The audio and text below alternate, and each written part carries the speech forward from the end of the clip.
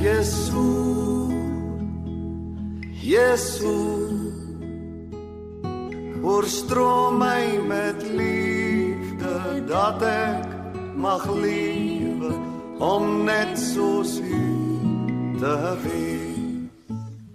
Ons gaan terug na ons reeks waarmee ons besig is deur 1 en 2 Timoteus. Dit is so belangrik om, as ons die Bybel preek, dat ons seker maak ons spring nie net rond na die verse waarvan ons hou en waarvan ons nie hou nie, so om my so aan te vat, maak dat ons alles wil sê wat die Here wil hê ons moet sê.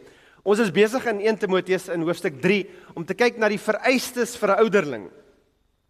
Nou, dit sê weer vir jou dat daar is vereistes vir ouderdinge wat baie hoër is as die vereistes vir redding.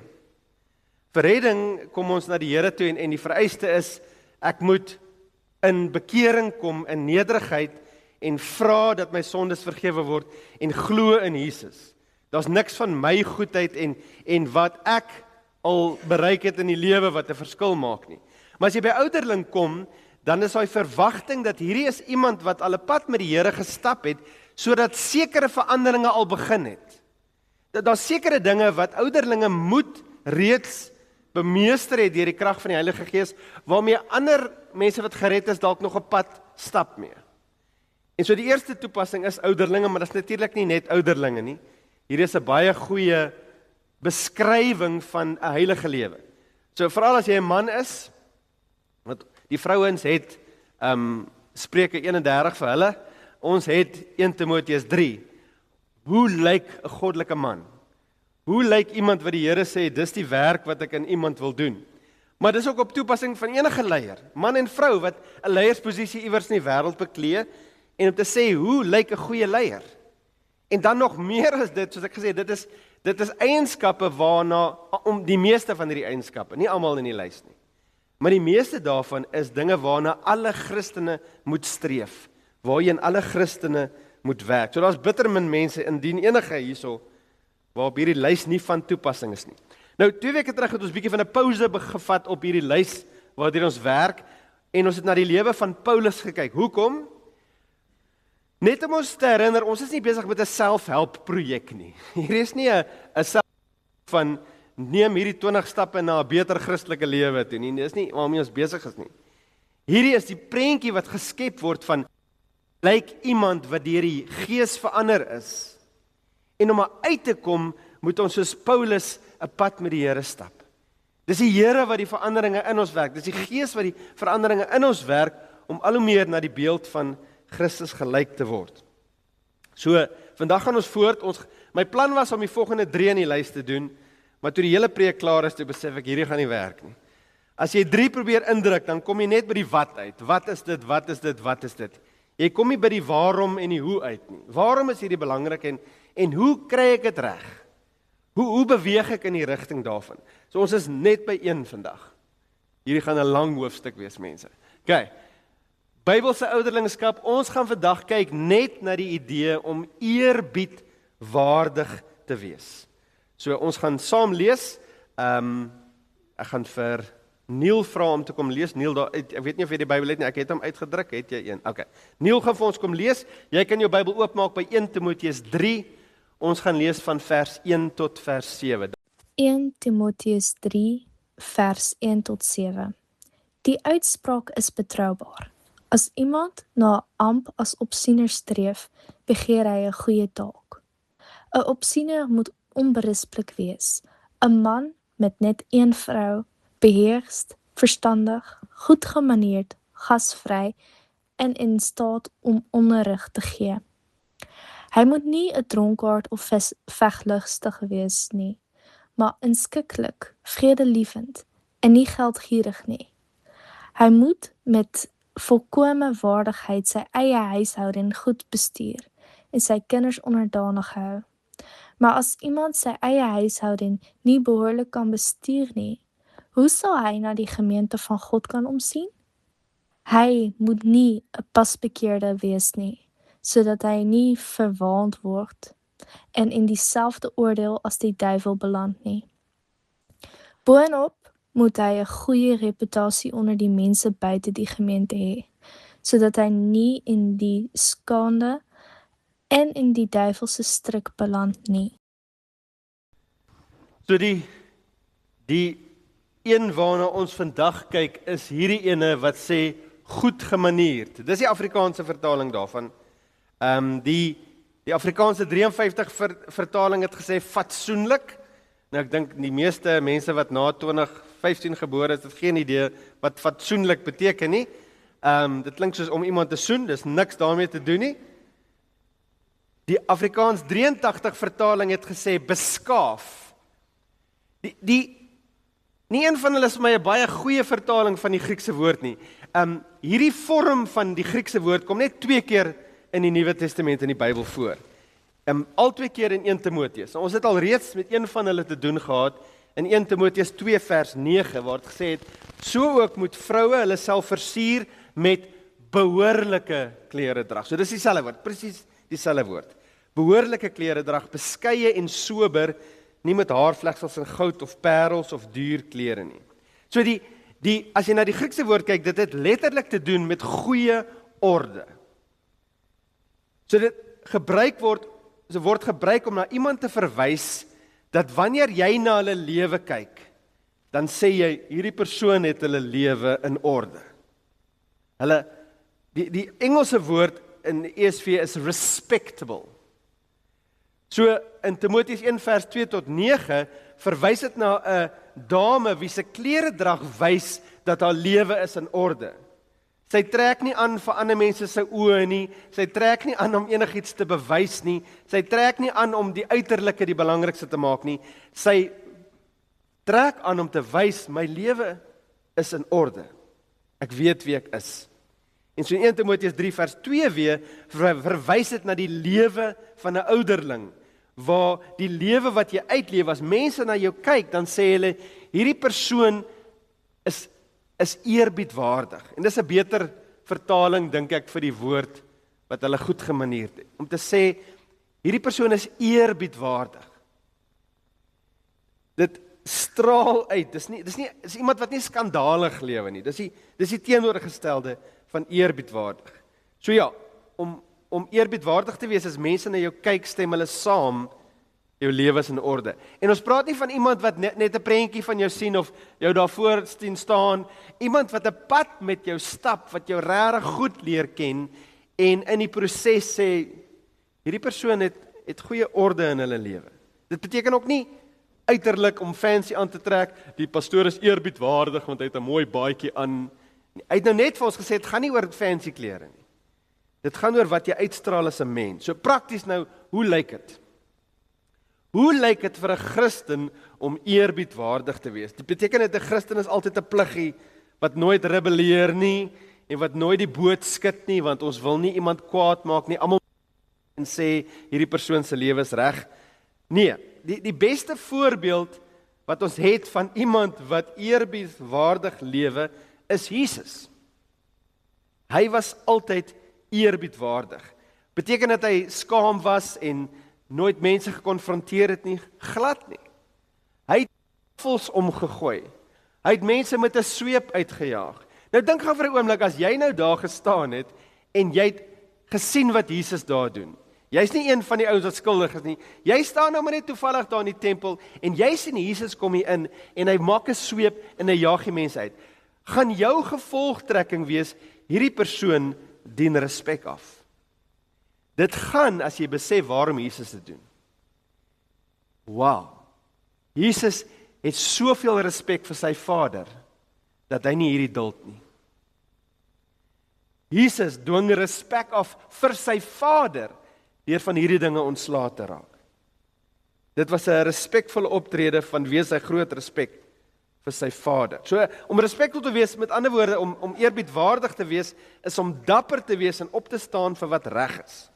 Nou, as mens weer na die voorbeeld van Jesus kyk, iets wat vir my baie amper hartseer komies is daar's omtrent geen geloof wat sleg praat van Jesus nie.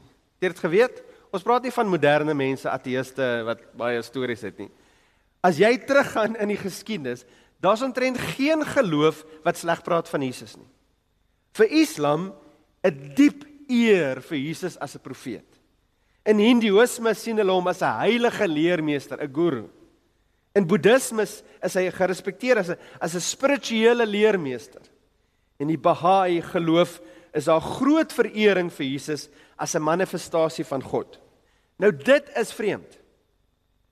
Jesus self het gesê, julle almal gaan hel toe. Julle is op die verkeerde pad. En hulle gaan, hierdie Jesus is 'n besondere mens. Nou dit vat iets.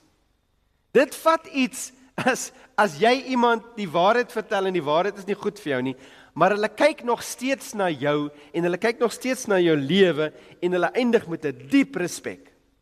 Waarom het hulle die Here so gerespekteer? Want as jy sy lewe bestudeer, was hy 'n eerbare figuur wat gehelp het, wat gevoed het, wat genees het en wat goeie dinge geleer het. So as hulle nou ignoreer dat die Here sê hulle gaan hel toe, dan is daar regtig baie dinge om nou op te kyk en te sê, Jesus is 'n fantastiese voorbeeld vir ons.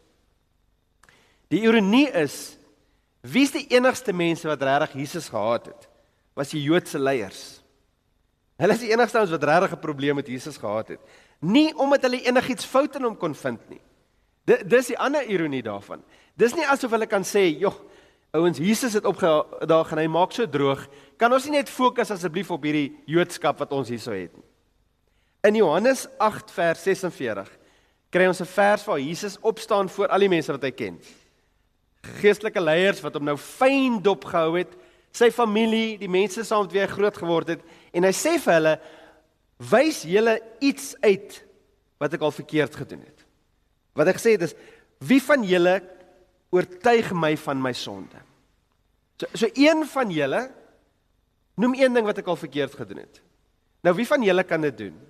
Dat jy hier kom staan en jou familie, en jou vriende, en almal is hier, en jou werkers, en jy sê, kom aan ouens, vertel my ooit enigiets wat ek al verkeerd gedoen het.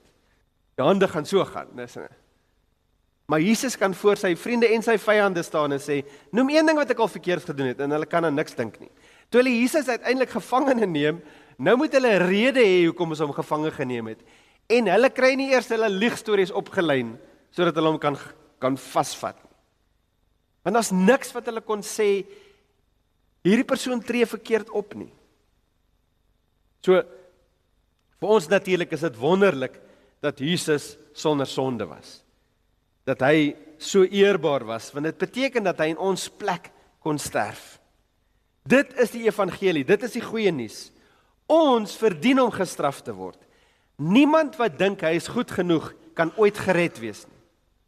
Niemand wat na homself kyk en sê, nog al 'n oulike pakkie wat hier so saam gesit is, kan ooit gered word nie, want jy dink nie jy het Jesus nodig nie.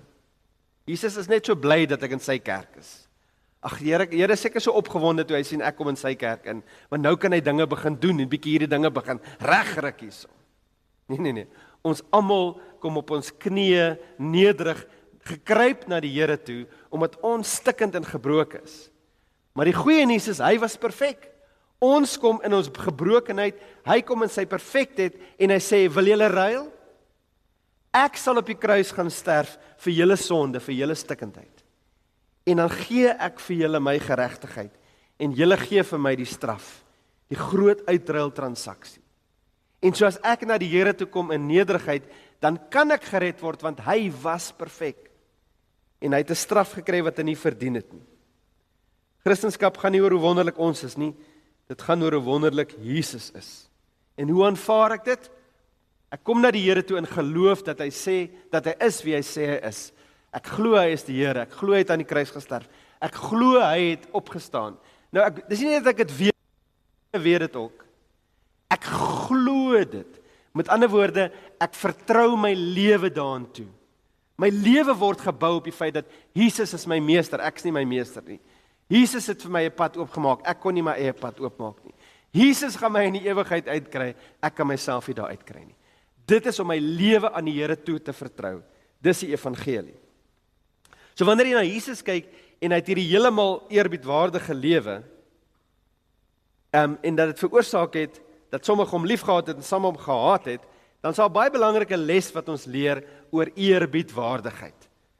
As jy jouself indink in jou familie teenoor jou vriende en jou vyande, is daar hierdie bekende ding wat sê, laat mense jou haat vir wat jy glo, maar nooit vir hoe jy hulle behandel nie. Laat mense jou haat vir wat jy glo. Dit gaan nie verander nie. Ek gaan nie my geloof verander omdat mense nie daarvan hou nie. So laat mense my haat vir wat ek glo, maar nooit vir hoe ek hulle behandel nie. Ten spyte van die feit dat ek nie saamstem met jou nie, kan ek nog steeds liefde vir jou wys. Ek kan nog steeds omgee vir jou. Ek kan nog steeds probeer om 'n verskil in jou lewe te maak. Jesus het na die Joodse leiers gekyk wat hom gehaat het en hy het geween oor hulle. Hy het uitgekyk oor Jerusalem en gesê, kan ek julle nie maar almal net intrek onder my vlerke soos 'n hoender hen nie. Maar julle stap weg. Julle verwerp my. OK. So nou, die volgende vraag is, as ons nou by Jesus geleer het, wat dit beteken om eerbiedwaardig wees, waarom is dit so belangrik? Waarom is dit belangrik vir ouderlinge en mans en leiers en geesvervulde mense om eerbiedwaardige lewens te lei? Want oneerbiedwaardige lewens, skandalige lewens, maak die deur toe vir die evangelie. Maak dit sin? As mense na my kyk en ek probeer hulle vertel hoe wonderlik Jesus is, en ek wil hulle vertel van hierdie wonderlike redding, en dat jy ook verander kan word, dan sê hulle, om soos jy te word, nee dankie. Nee dankie. Nou, nooit as ons dit sê, bedoel ons net perfekte mense kan die evangelie bring. Die heel eerste ding in die lys van ouderlinge, dis iemand wat as hulle fout maak, dan maak hulle die fout reg. Dis nie perfekte mense nie, maar dis mense wat as hulle fout maak, moeite doen om dinge weer reg te maak. Maar dit gebeur te veel, dat Christene die rede is, hoekom mense nie met Christendom te doen wil hê nie. Dis die ding. Verskeie kere in my lewe, moes ek al te doen gehad het met Christene, selfs van ons kerk, wat skandalig optree. Daar was 'n geval gewees, niemand van julle sal hierdie mense ken nie, maar daar was 'n vrou wat van ons kerk, wat in 'n situasie in die dorp uitgevaar het en 'n ontvangsdame so sleg gesê het, hard geskree en haar sleg gesê het, dat die seun nie daai persoon kon skoon was nie. Dis hartseer dat in 'n gemeenskap dat dit baie keer die Christen is wat beweer dat hulle verander is deur die Here of verander word deur die Here, wat meer leuns vertel, meer vermetelheid het. En wat mens baie keer wonder is, in daai situasie, sou jy hyper opgewonde wees om meer van die Here te leer, as jy 'n ateïs was? Daar's nog 'n vorm van eerbiedwaardig, as ons wil hoor, hoekom is dit so belangrik om eerbiedwaardig te wees? Dis 'n ander vorm van die woord. In Titus 2 vers 9 wat sê, slawe moet in alles aan hulle eienaars onderdanig wees. Hulle tevrede stel nie, teepraat nie, nie steel nie, maar toon dat alle betroubaarheid goed is, sodat hulle in alles die leer van God ons verlosser aantreklik maak. So, hoe jy lewe, kan die lering van die evangelie aantreklik maak. So hier is die voorbeeld van iemand wat 'n slaaf is, en hulle sê, die manier hoe jy lewe, kan maak dat jou meester na jou kyk en sê, wat gaan hier aan? Hoekom is jy nie soos die ander slawe wat heeldag by my probeer steel en breek en te kere gaan nie, maar jy is anders? Dan maak jy 'n deur oop vir die evangelie.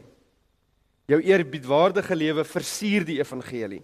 Dit toon respek vir die evangelie, dit maak die evangelie aantreklik. En dis hoekom dit veral belangrik is vir ouderlinge. Want as 'n ouderling verteenwoordig jy nie net jouself nie, maar jy verteenwoordig die kerk. Hoe jy optree, is wat die mense van die kerk gaan sê. So hoe word ek meer eerbiedwaardig? As ek nou agterkom, maar hier sukkel ek bietjie. Wat doen ek? Die eerste ding is jy meet jou optrede teen die vrugte van die Gees. Lewe ek soos die vrug van die Gees sê? Nou weer eens, moenie jou bedoelings meet teen die Heilige Gees nie. Ek probeer regtig hard om vriendelik te wees. In my hart is ek baie vriendelik. Niemand sien dit nie, maar in my hart is ek verskriklik vriendelik. Wat help dit? So ek vind my probleme uit deur na my woorde en my dade te kyk. En die ding is, baie keer is ons baie blind daarvoor. Ons sien nie hierdie dinge raak nie, want ons regverdig die dinge wat ons verkeerd doen. So dis baie keer baie goed om iemand wat jou goed ken te vra, hoorie, dink jy daar's areas in my lewe waar ek nie eerbiedwaardig optree nie? Is daar areas in my lewe waar ek nie die vrug van die Gees goed uitleef nie? As ek vir jou sê, hoeveel tyd het jy, dan weet jy is by die regte persoon. Iemand wat bereid is om eerlik 'n pad met jou te stap. Wanneer jy dan hierdie oneerbiedwaardige dinge identifiseer, dan moet jy teruggaan en wat gaan in my hart aan, laat dit uitkom. Ons het nou al 'n hele paar keer gepraat oor hierdie hartoperasie. Wat in my hart aangaan, wat ek glo, wat ek begeer, dit bepaal hoe ek dink, en hoe ek dink bepaal hoe ek praat en optree. Nou kom ek agter, hier's in my optrede waar ek iemand verskriklik sleg hanteer. Hierdie groep mense is ek altyd net lelik mee. En iemand sê vir my, "Hey, hoekom is jy so lelik met hulle?" Dan moet ek gaan sê, "O, wat het ek gedink op daai stadium? Wat het in my hart opgegaan?" So ek nou net genoem van hierdie persoon wat op 'n ontvangsdame geskree het. Ek dink die situasie daar was, as daai persoon hartchirurgie moes gaan, dan kom maar in haar hart was dit dat ek is verskriklik belangrik. Mense moenie my tyd mors nie. Mense moenie foute maak as ek daar is nie. En so in plaas daarvan om daar uit te lewe, ek is verskriklik belangrik, my tyd is belangrik, hoe durf jy foute maak? Kan dit eerder wees, ek het hierdie hartsbegeerte dat jy nader aan die Here moet kom. Ek het hierdie hartsbegeerte dat elke persoon wat ek ontmoet, iets in my moet sien wat hulle 'n begeerte gee om die Here beter te leer ken. En so selfs al maak jy 'n fout, dan wil ek jou in liefde hanteer. Selfs al maak jy 'n groot fout, wil ek in liefde die fout saam met jou hanteer. Maar wat ek sê en wat ek doen, wys wat regtig in my hart aangaan. So die reis na respek is, identifiseer hoe eerbiedwaardigheid lyk, kyk na die vrugte van die Gees, identifiseer waar ek die teiken mis, weier om verskonings te maak. Weier om te sê, ja maar as jy verstaan waardeur ek gaan, as jy ook kwaad gewees het. As jy verstaan wat my ouers beleef het, dan gaan jy ook daai mense soveel haat. Weier om verskonings te maak vir die vrug van die Gees, waar jy dit mis. Identifiseer wat reg is, identifiseer in jou lewe wat verkeerd is, weier om verskonings te maak, en dan vat jy dit na die Here toe, en jy sê, Here, verander my. Maak my nuut. Dis nie wie ek wil wees nie. Ek wil hê dat as ek in koneksie met mense is, dan wil hulle meer van die Here hoor. Hulle wil nie wegstap van die Here af nie. So ten slotte dan nou weer, hierdie lys is net weer 'n herinnering, dit maak saak hoe ons lewe. Dit maak saak hoe ons lewe. Om gered te word deur Jesus is voorwaar die beste ding, nie net vir regverdigmaking nie. Daai eerste tree van redding is waar my sondes vergewe word, waar ek 'n kind van die Here is, waar ek 'n toekoms gegee word, maar ek is nou nog nie veel verander in daai stadium nie. Daar is sekere dinge wat in daai stadium radikaal verander. Dis altyd so ongelooflik. Een persoon kom en hulle sukkel vir jare met iets. En hulle daai oomblik wat hulle by die Here kom, is dit net radikaal anders en is nooit weer 'n probleem nie. Iemand anders kom met dieselfde probleem en hulle word ook gered, maar hulle verander nie dadelik nie.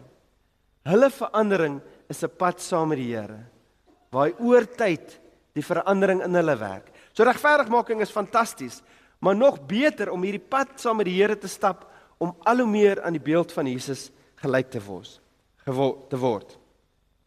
Die goeie nuus is, ons hoef nie te bly hoe ons is nie.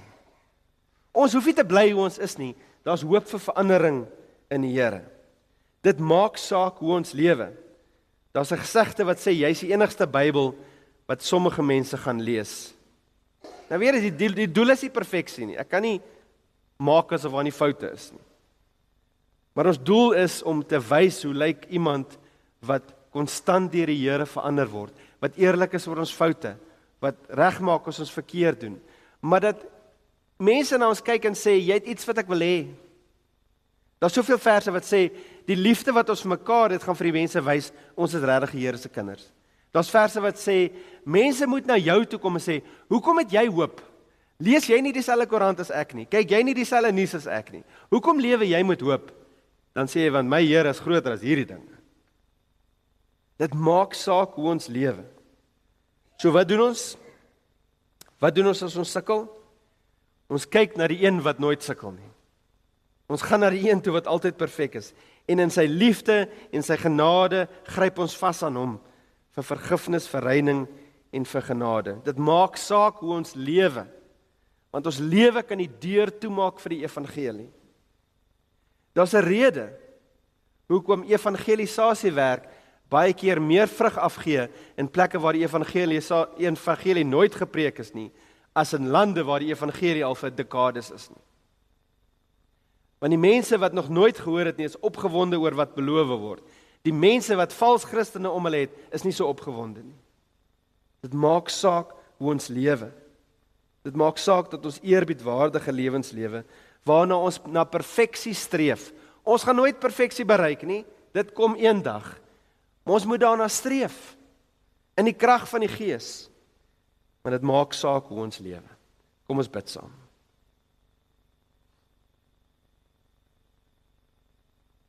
Here, baie dankie dat U nooit in die woord enige opdrag sal gee wat onmoontlik is om te doen nie.